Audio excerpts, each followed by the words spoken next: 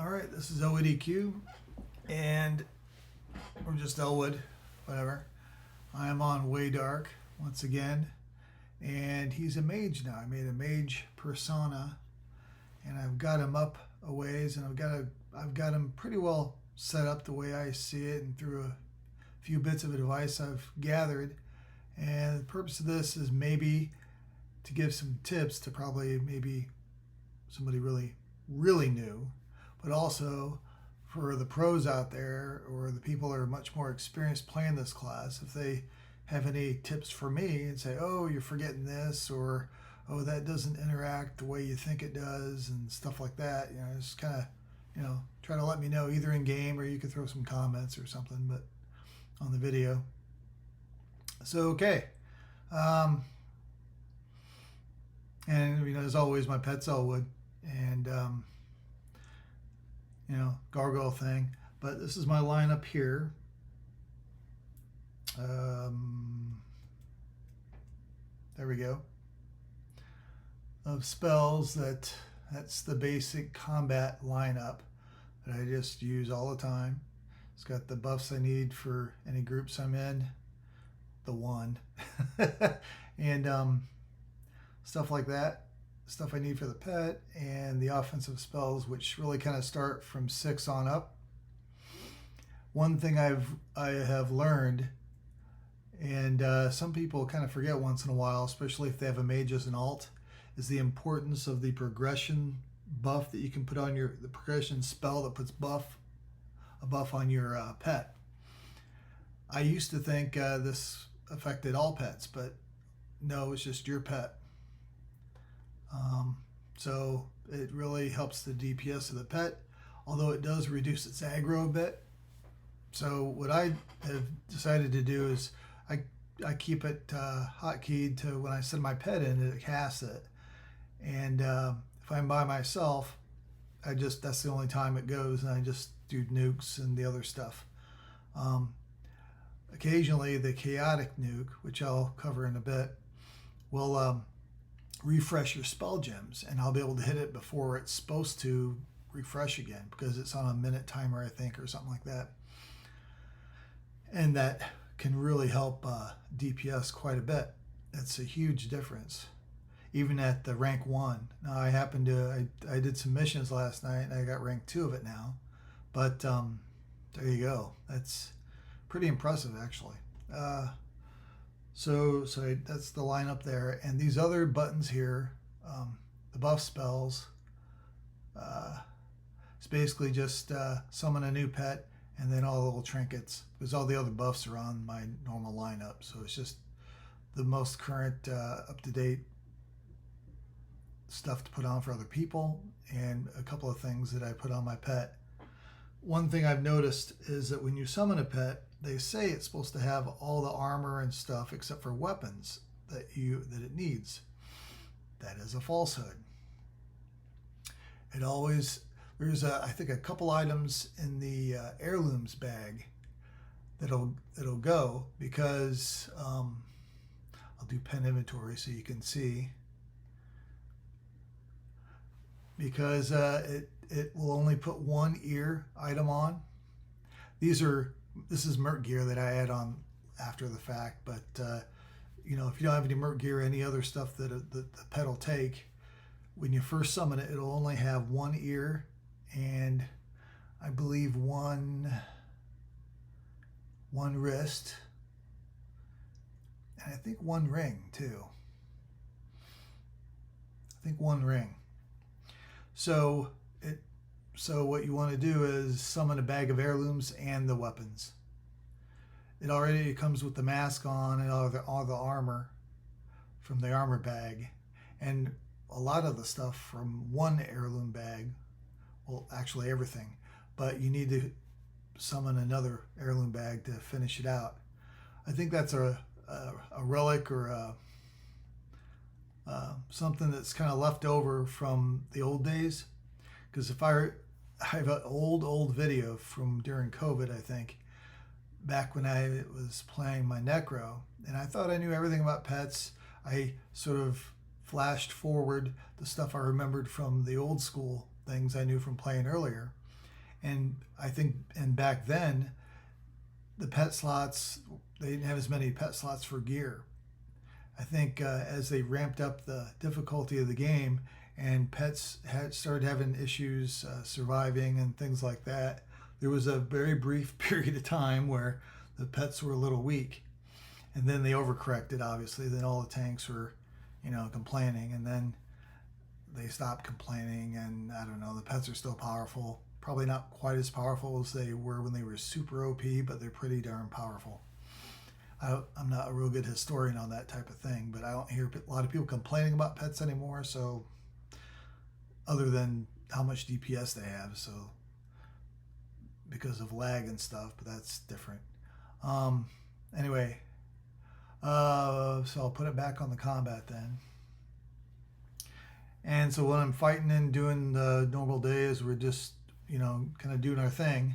Once in a while, or usually at the beginning though, to set up, this right here on this one slot will put the orb, and that is this orb that I have here that casts the highest rank you have of this nuke, which is a pretty good nuke.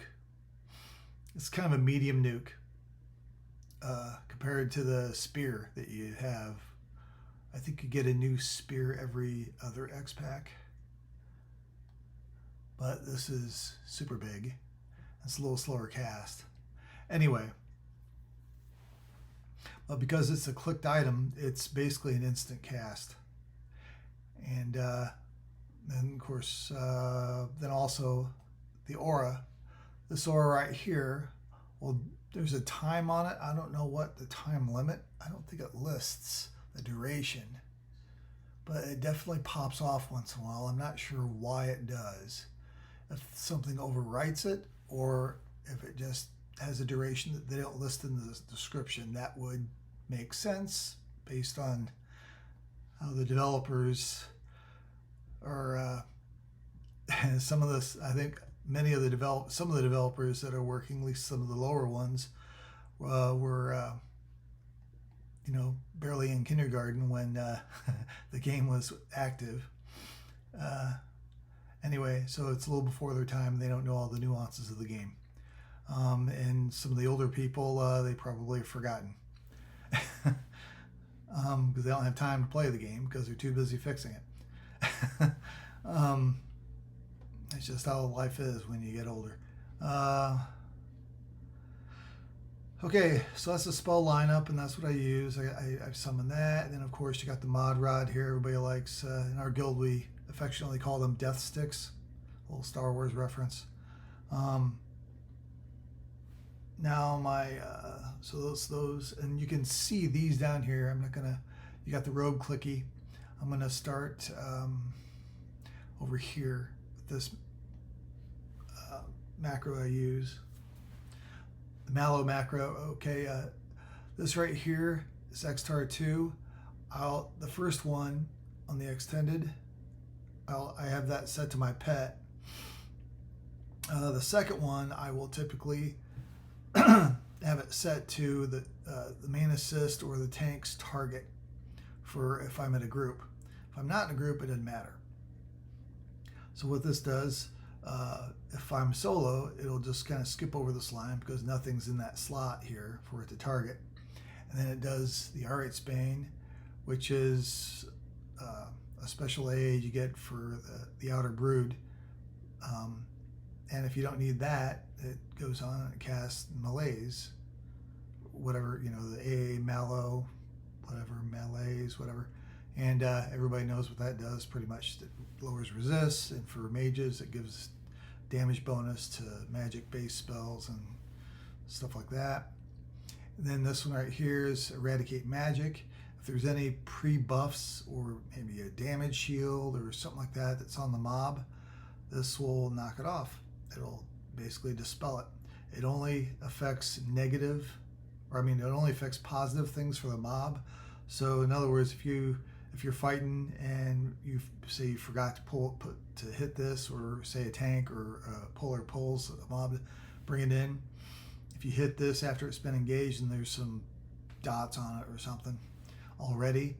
When you hit this, when this goes off, it's not going to affect their stuff at all. It's only the stuff that the mob is either casted on itself or is just sort of an innate thing that it has that is able to be dispelled. This will take care of it. If you want to see the description right here, for mages, it has a 95% chance to remove up to 4 beneficial effects from the NPC target. So it's up to 4. I believe the one for the Necro, I use it on my Necro also. I don't know if it does 4. I think it might just maybe do 2.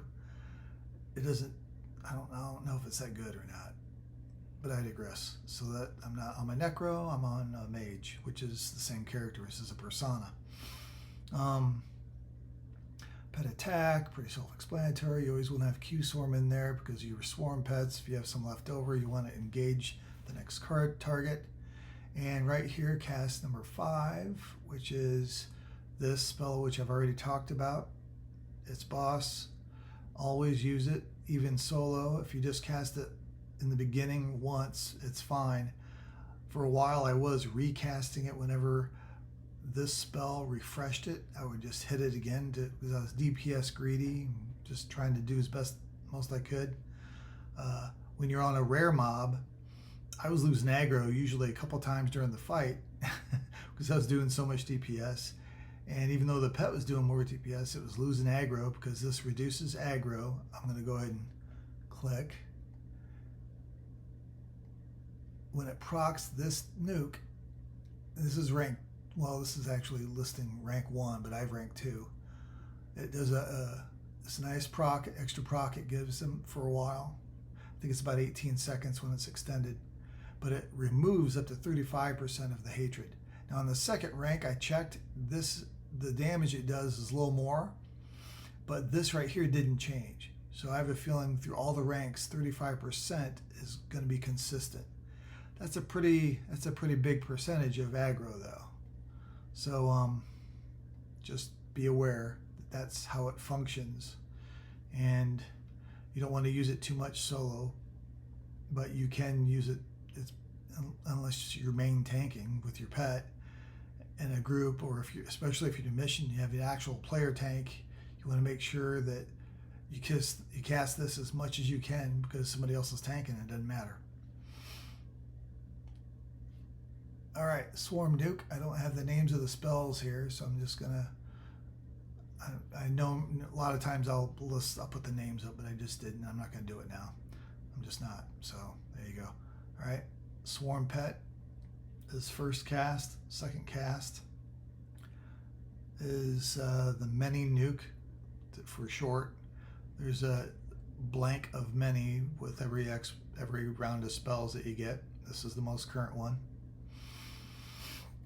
And then I choose to go to the Chaotic Nuke, as I call it. Again, there's a Chaotic Nuke with every round of new spells you get. And then after that, I go to the Swarm Pet again. And then I go to the really big nuke.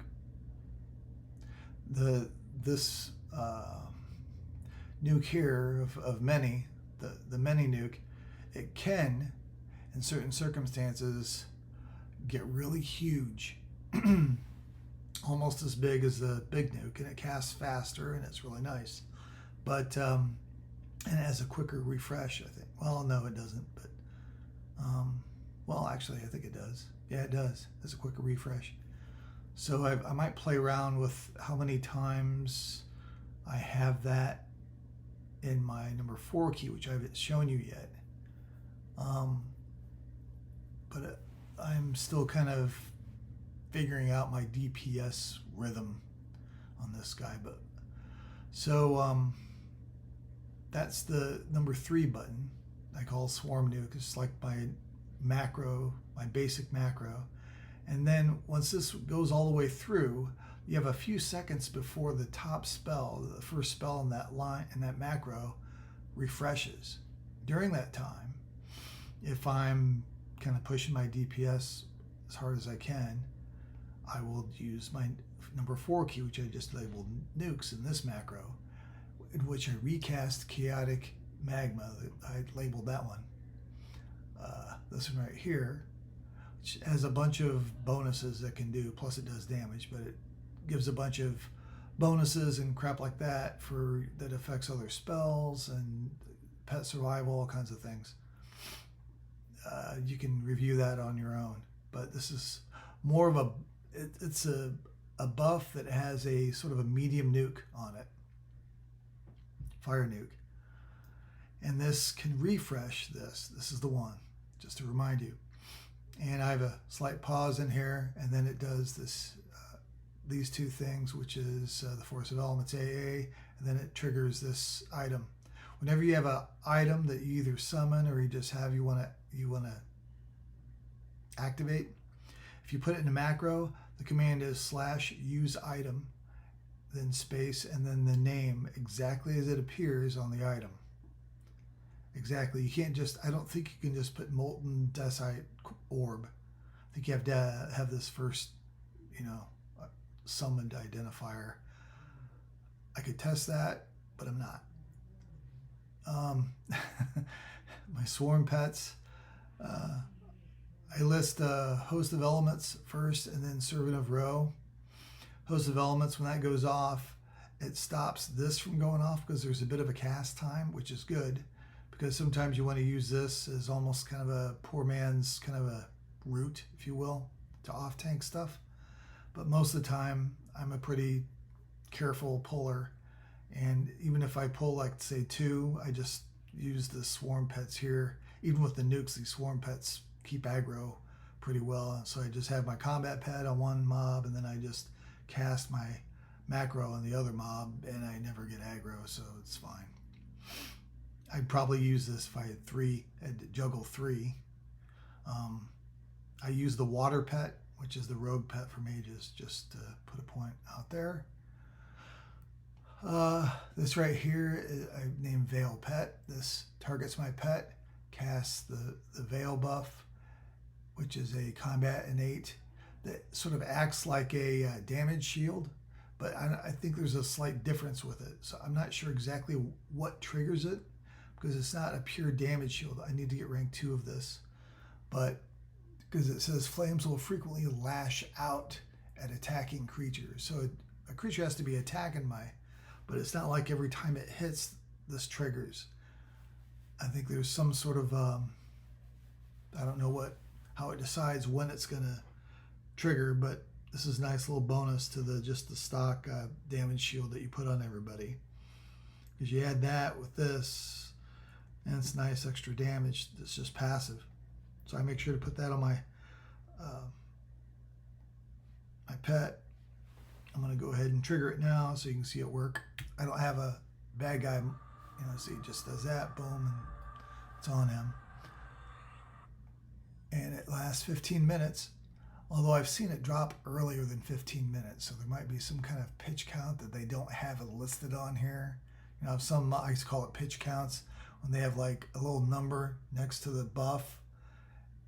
Sometimes it's up here on something that's on your character, and it only does it so many, like this right here. This has a pitch count of 48, I think. Yeah, 48 for the bodyguards when I get hit. So this might have one of those, but they just didn't put it on the buff or you can't see it because it's on your pet. I don't know. I should put it on myself and see if, there we go. Let's do that.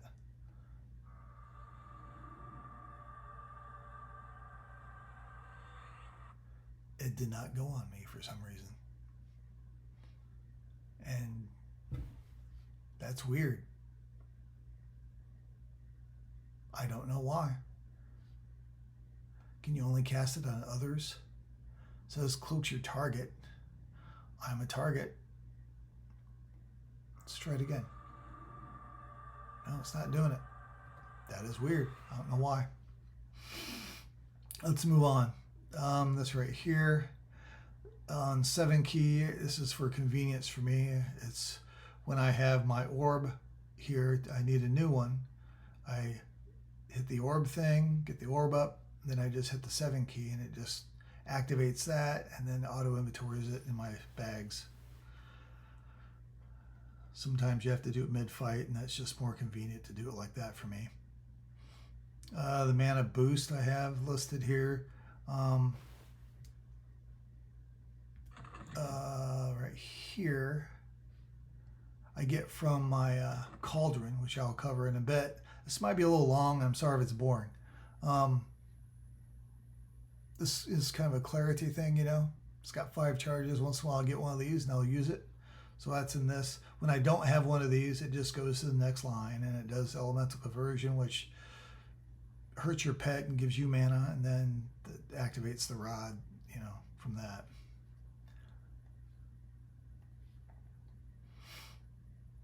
DPS boost.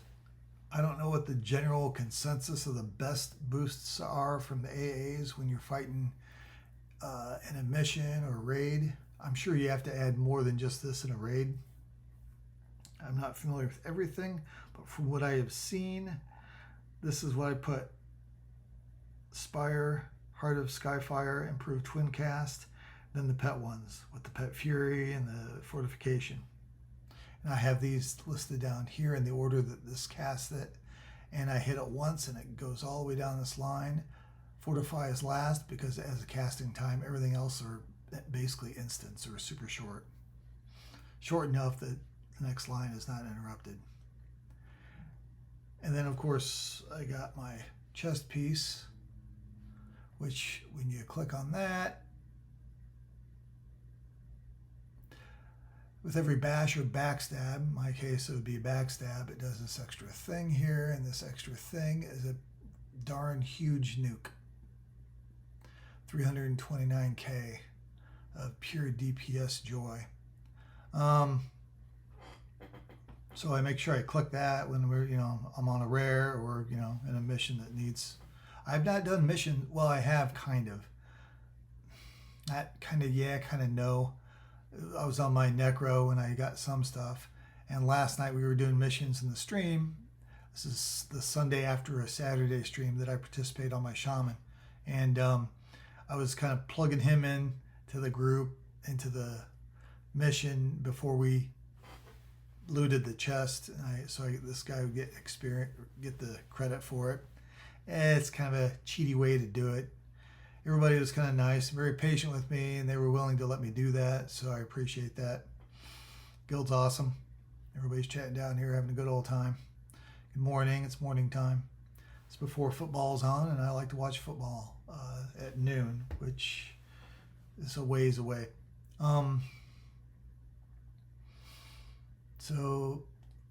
But anyway, that's what I use for the DPS boost. My oh crap button is something I'm sure I need help with. Any Mage pros that have figured out a way to get Drape of Shadows to do what it's supposed to do, dependably. You know, you got your Necro that's got the FD, the 100% FD fade that is absolutely awesome. It's super easy to use and it's great. And you can have your pet FD also, and you know, that takes a little bit of a macro if you want to do both, or you can just click on it with your mouse if you want. I'm lazy, so I set up macros. But most of the time you really don't need it all that much unless you're not paying attention, really.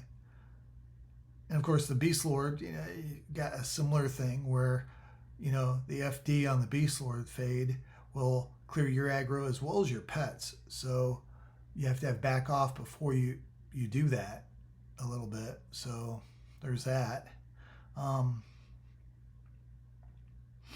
But I was using this and it wasn't really working real well.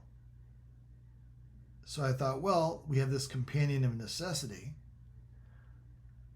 right here that now by today's standards, 110 is not a very high pet, but this pet's supposed to be kind of temporary anyway.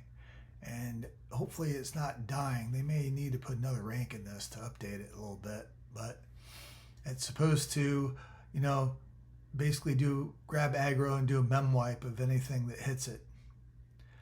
If nothing else, and it's supposed to be 100% effective, But if nothing else, I figured it's a little speed bump to allow this stuff to do its thing and then finally have Drape of Shadows go off. I've seen myself get the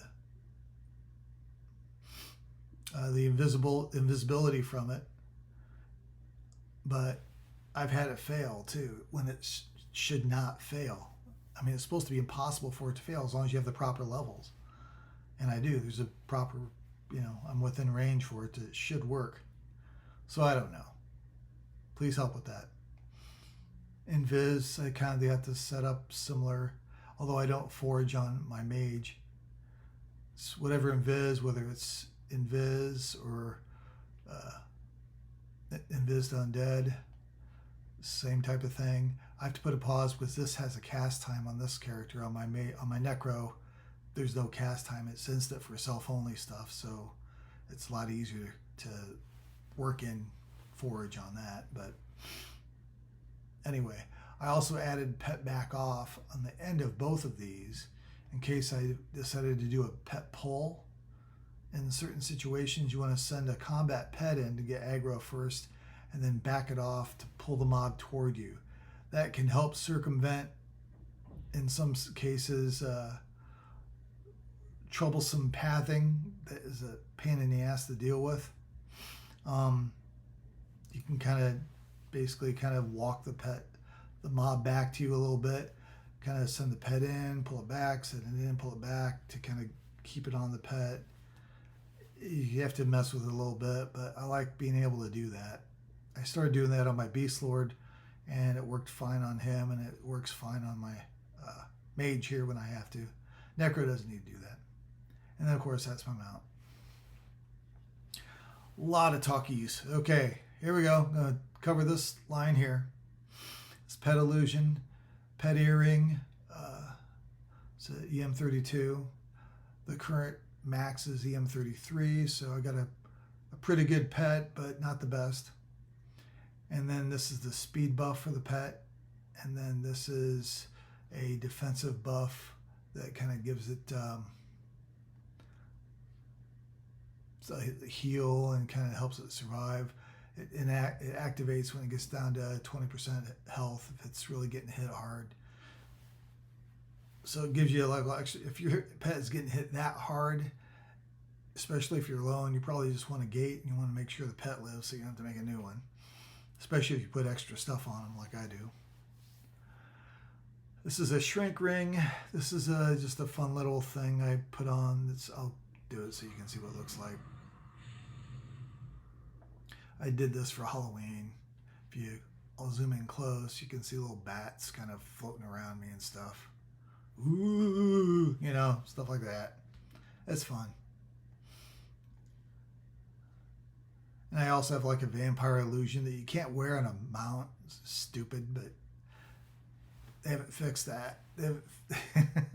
And they won't fix it because that's just the way it is. You got to deal with it. Elemental form is this buff here. That's messy. I'm going to go one at a time. Elemental form. This is maxed out and it gives all this goody stuff. You can pause it and look at it. I'm already talking a lot. This right here is the Jan's Veil buff that if you've made the progression through what the hell's the name of that? X-Pack. Kind of forget. Oh, Google it. And this is the mouse blessing for the mounts in the Outer Brood. And my shaman got it, but the mount is an heirloom, so I transferred it over to this guy so that he has that buff. So currently my shaman and my Mage / Necro has got the most current pet buff on them. This is, of course, levitation.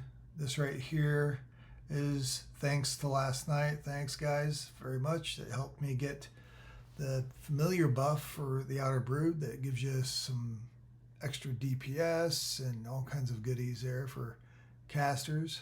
It's really awesome. And mana regen, everything's nice. Pet regen rock, or the familiar buffs rock. I like those. Here, right here, that's just, then these are just the buffs I put on myself. There's that. And there's this. There's the damage shield. And there's the shield of memories, the shield buff. This is all the Merc healer buffs. This right here is the bodyguard. And this, of course, is the specific mount I'm on. And I also, it ran out because I'm a blabbermouth. I usually try to keep this on. This helps mana a bit, kind of. There's another buff that is part of the Unity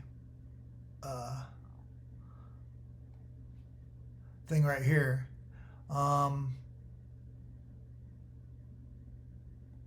This right here, and it allows a chance to heal up to unlimited pets in your area for a pretty meager amount when you cast direct damage spells. Now you're always casting.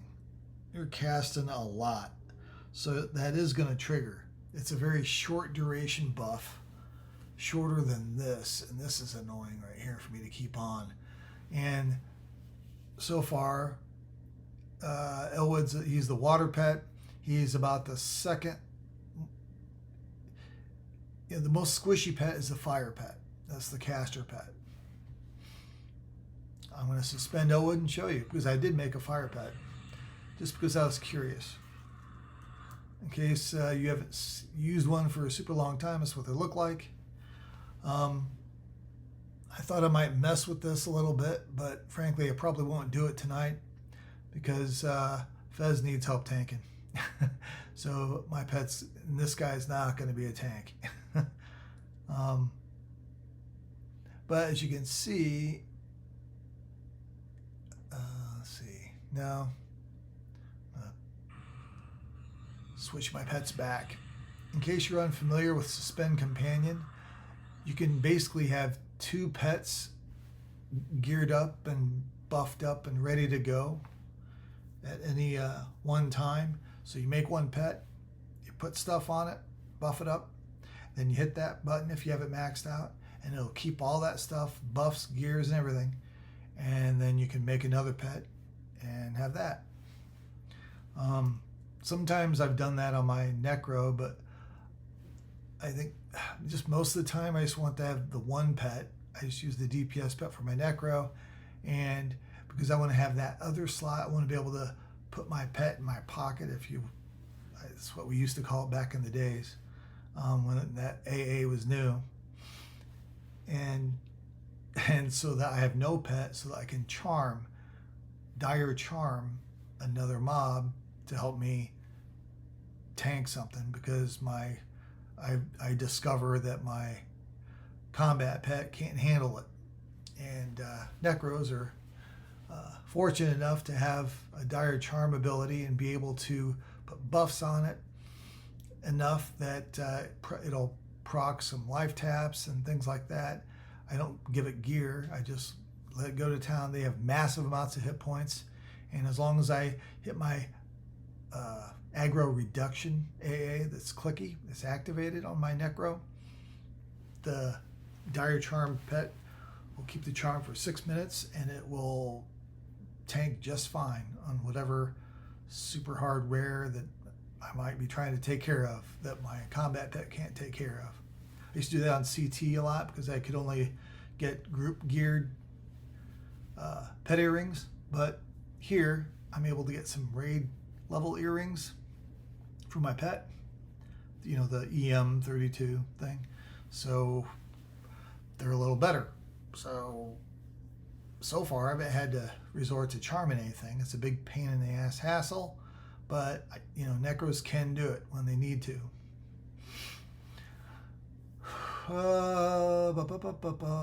So elemental form, perfect levitation. This is just the overseer. When I'm doing overseer, This is show corpse and hide corpse. This stays persistent when you're switching characters. So if I have hide corpse activated, except for my own, to keep the ground clear when I'm fighting stuff. Now I'm on a big pile of mobs, dead mobs, just creating a little extra lag in the game. I do that. I mean, and say I'm doing that, I switch characters to my shaman or whatever, and I play that character, that's still going to be activated. You have to hit show corpse, especially if you want to res people, which is something I learned. I'm playing that shaman. You can't res somebody if you're hiding the corpse. Even if you see them in the group window, you have to hit show corpse and then click the window and then you can res them. And this is the cauldron. The cauldron is in my bag. This is a spell that you can cast and it stays. It's not temporary. It stays on you. Where is my damn cauldron at? There it is. And I don't know if you can put it in the key ring or not, but I just keep it in a bag. This has the ability to summon a bunch of other crap. The failed summoning is 10% chance, and then everything else you can get all these little fun things. And that is my dog. Anyway, this is an example of some of the things you can get. I've got in my bag right now. If you want to be nice to some level 100s, maybe somebody heroic to character, they have crap stuff. They'll get this stuff, or if you have an alt, you can give them some things. These pet weapons are, depending on what time, if you're in a level up, at times they can be the best weapons, but currently with the TOB weapons that you can summon, those are better than these. So it depends on what kind of X-Pack, it's a little dependent. Sometimes these cauldron weapons are very popular, and other times they don't care. People don't care unless they're desperate, And this is other stuff I've got to sell. And oh yeah, there's this right here too, which is, again, if somebody's got this is like raid level pet summons for 106 range of levels for pet classes. This is really nice. If somebody's really, if they don't have a pet earring, it's kind of nice. So that's all my stuff. I got buffs on and everything. I'm going to put another veil on my pet because I've been yakking a lot. I believe it's got pretty much everything it needs. Whoops. And I'm going to kill something. So you can see the macros in combat action.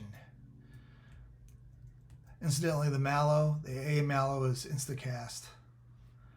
So you can move while you're doing it. I just hit 2 to send my pet in. As you can see, this is gone. I hit 3, it did that first, now it did that. Now it's gonna do this. It's gonna do this again. I'm not clicking on it, I'm just pointing to it. And then it's gonna do the big nuke right there. If I want, I could hit 4 and it's going to cast that again. Along with these two, you can see it, bam, bam. And then you can just go right into 3 right away. It adds a little bit more DPS and it gives you another chance to maybe refresh some stuff. I don't use the number 4 key when I'm soloing that much. I use it, or I plan to use it more in groups. When DPS is. So you see that delay there? Now I can hit the 3. There's like a couple second delay, which gives you time to hit the 4 and cast those other things, and then go right to the big macro again. The 5-line macro, which is generally a no-no. I made an exception for this mage. If it ends up biting me in the butt because I get aggro at a bad time, I don't do it on my Necro. When I'm on my this is Mage, not Necro. I'm sorry, I may have flipped him around. The Mage, I'm trying it out on my Necro. I used to do it, then it's not good because the macro takes forever, and if a mob comes up on you and you want to FD, if it's in the macro, you have to hit the button, the FD button twice, because it has to interrupt the macro first and then it'll let you do it. And it's makes things kind of wonky to save your life. So it's a general rule to be ready. I just do 3 things per macro on my Necro, with a little bit of air in between each cast, just a little, so that I can maybe, if I had to, have a better chance to squeeze in my FD if things go south. One more mob for good measure. As you can see, Elwood is going to town. This buff is absolutely epic. It just, holy crap on a cracker, man. It adds a lot of DPS. And there's another person in the guild that was playing a mage. He's a little new to it. He got his levels very fast, and he was still working out some things about the class, and he had like a EM33 pet, same pet, a water pet. We were grouped together just getting A's like this, and he couldn't figure out why my pet was like doubling the damage his pet was doing when I have an EM32 pet. I'm not gonna lie, it made me feel kind of, oh, I guess I'm doing something right. All right, well, let's try to figure this out, because I really don't know either. We couldn't figure it out. I eventually figured out it's because of this buff right here. So always use, at least on the initial sending in your pet, always use the progression buff for your pet, whether you're solo or in groups. If you're in a group and somebody else is tanking or somebody else's pet is tanking, then again, it's really good to be ready right now. See, that refreshed it. Whenever chaotic magma refreshes it, because I'll be hitting my 4Q, which is going to do another chaotic spell then to refresh any of the spell gems. You can sometimes cast this 3 times a fight on a trash mob, and if you're doing that, your pet's going to be doing some major DPS, but it's not going to keep aggro as well. Again, just so you know, when you have a tank in your group, that is generally what you want anyway, so, or it's not as big of a deal. So I'm Elwood, this is my mage. It's my little system I've kind of figured out. If you have any tips for me on how I can set things up a little bit better, a little smarter, or I'm forgetting something, I have some other things listed on here. Ghost in the Shell, I never use that. I determined that's probably more of a raid thing to use, but it's on here just in case. And I probably have some AAs, clicky AAs that I don't even have on here yet. So give me some knowledge, man. Help me out. But so far, I think I'm doing pretty good. At least be able to solo the current rares. Well, this is Loyan Song. This is 1X pack back. So take that for what it's worth. These rares they don't have any special abilities, so they're pretty easy. Anyway, OADQ, and I am out. Have a good one.